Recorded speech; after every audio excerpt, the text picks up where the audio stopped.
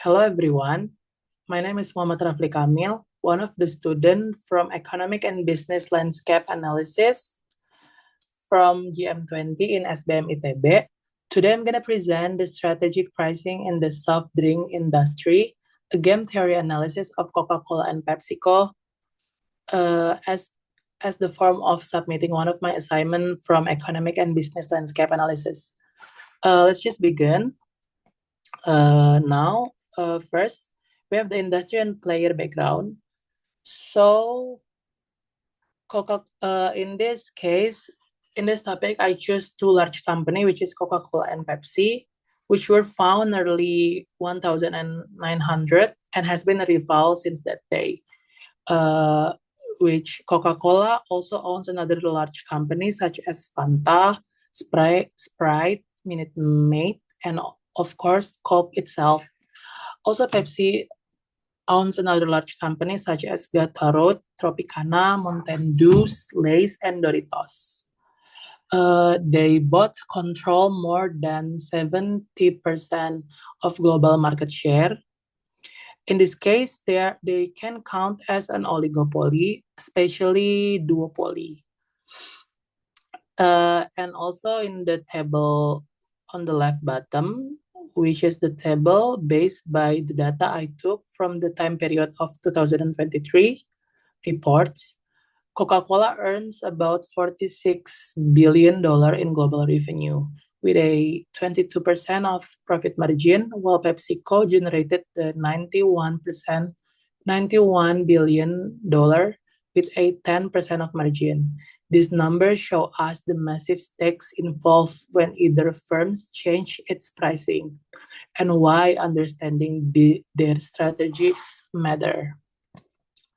Now we jump into the strategic choices of these companies.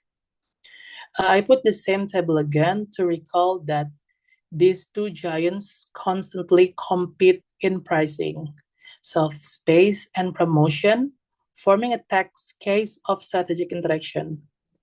So this is actually the same data, same table based on the data from the time period of 2023. And on the bottom, on the table on the bottom, we can see that Coca-Cola and PepsiCo have two choices of pricing as high price and low price, which is pricing is one of the most direct tools of competition because throughout the history, Coca-Cola and Pepsi have engaged in price wars, especially in emerging markets. So game theory can help us to understand the logic behind these choices. So if they have two choices in high price and low price, when high price, it will protect the margin, but in the low price, it will sacrifice the margin to gain the market share. So this pricing decision will form the foundation of our game matrix. And now I'm gonna explain about the game matrix. Wait, I need to clear this first. Okay.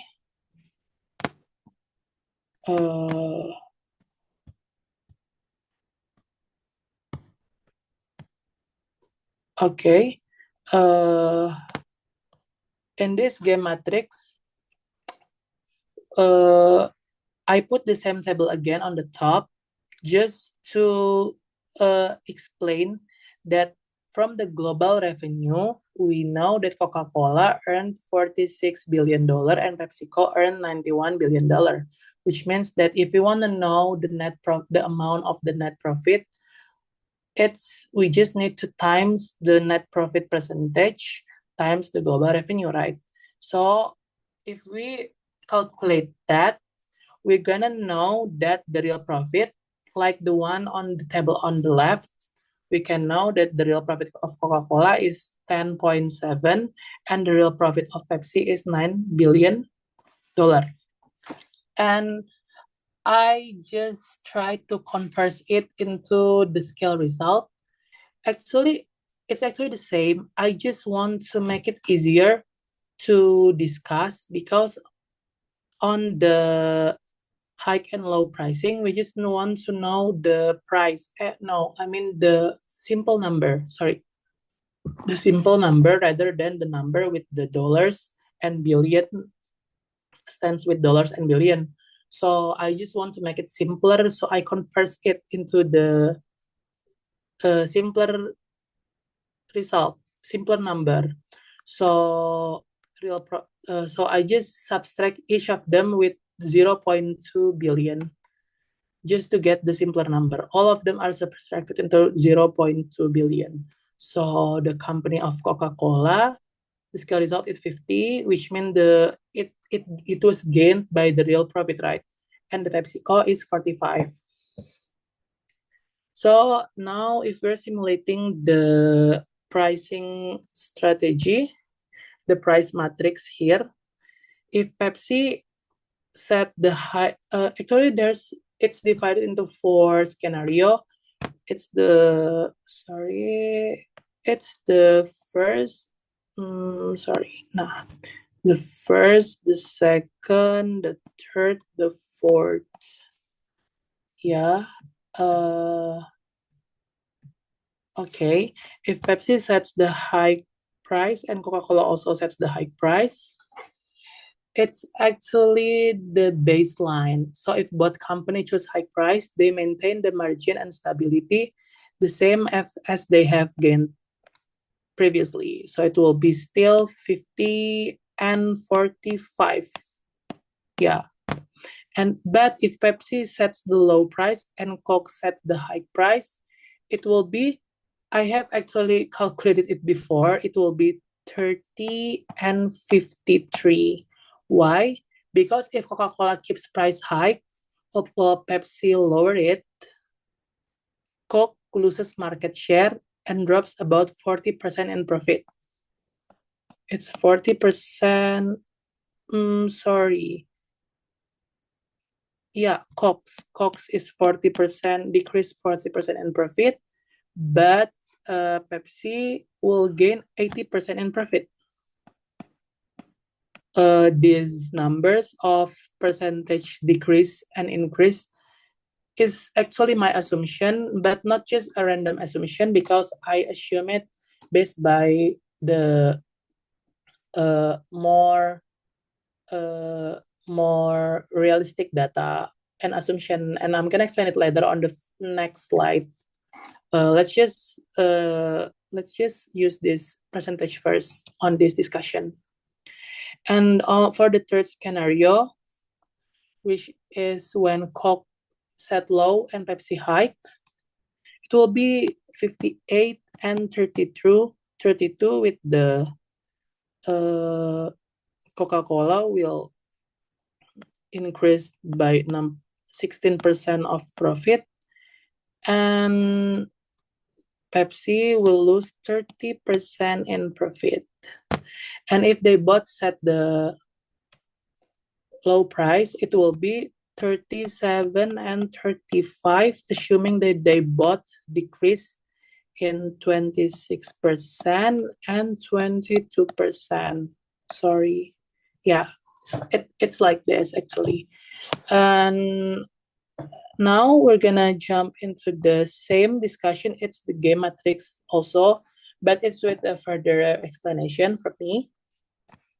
So the number is actually the same like what I have simulated before, and each of the reason I have summarized it on the data below. Yeah, for the first scenario, if they both set the high price, like what I've said before, the result will be 50 and 45. The interpretation is that both company played safe by maintaining high price. It will be no price wars occurs. The margin will remain high and the sales volume is stable. Coca-Cola net profit is still the same, scaled into 50, and Pepsi scaled into 45. This is the baseline payoff, or the best result for both if they silently cooperate.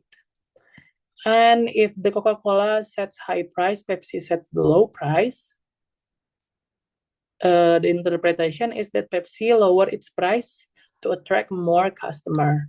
Pepsi will gain the volume, but at the cost of margin. But Coca-Cola loses market share, significantly drop in profit. The scaling assumption, like what I've said before, I choose 40% and 80% because based on the historical price wars between Coca-Cola and Pepsi, for example, in India and the US, the loser of pricing war may lose 30 until 50% of profit, and the winner may gain 10 until 25% in profit.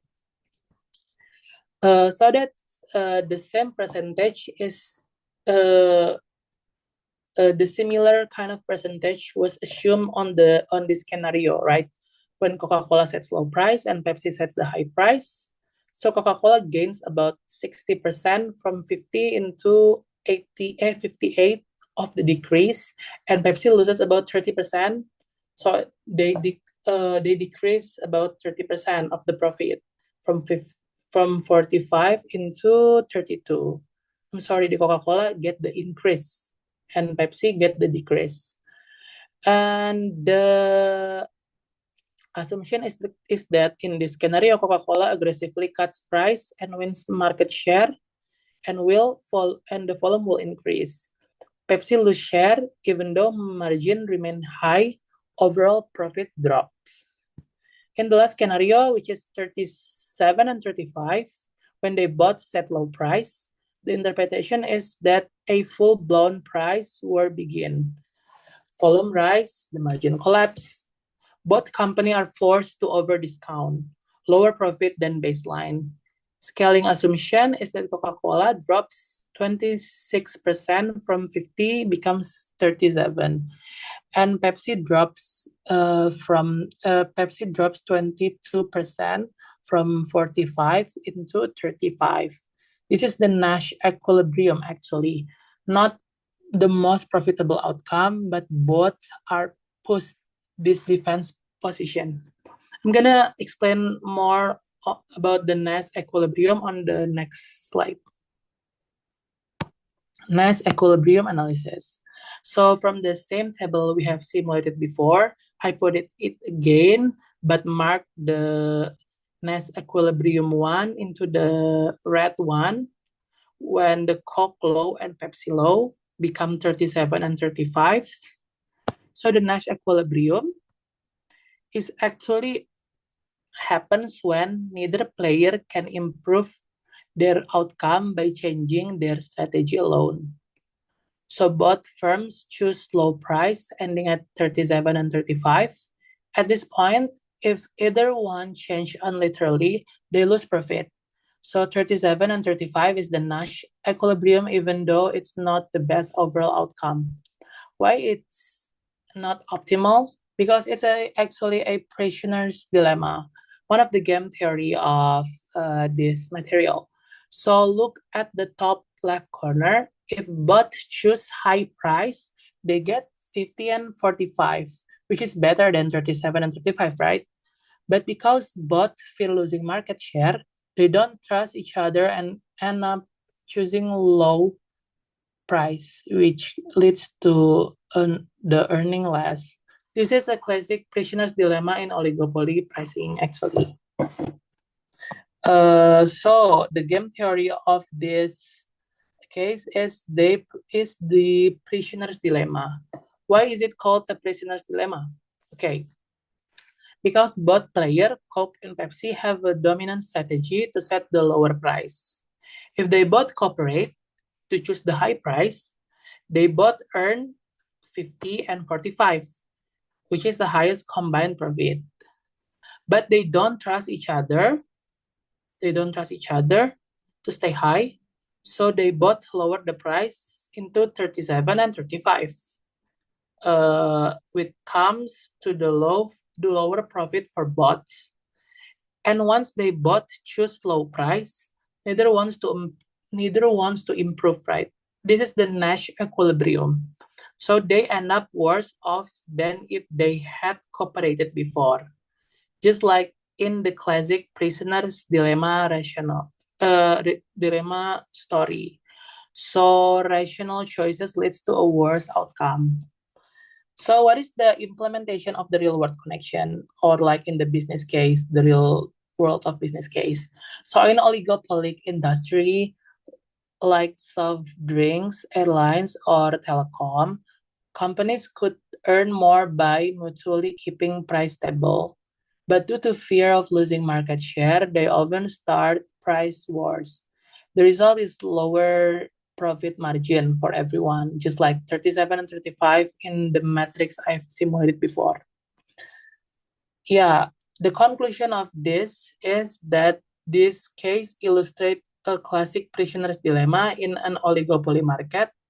Although both firms would profit more by setting high price, the fear of losing market share pushes them toward low price, resulting in lower outcomes for both. The next equilibrium lies in mutual price reduction, a rational yet suboptimal strategy. And this game reveals the real world challenge of competition, which is rational decision can lead towards collective outcome. Okay, these are my reference for before making this presentation. And yeah, actually that's all of my explanation about this case. Thank you so much for your time and attention to hear this. I hope this can help you to understand more about this game theory and pricing strategy and stuff of this economic and landscape business. Thank you so much and see you later.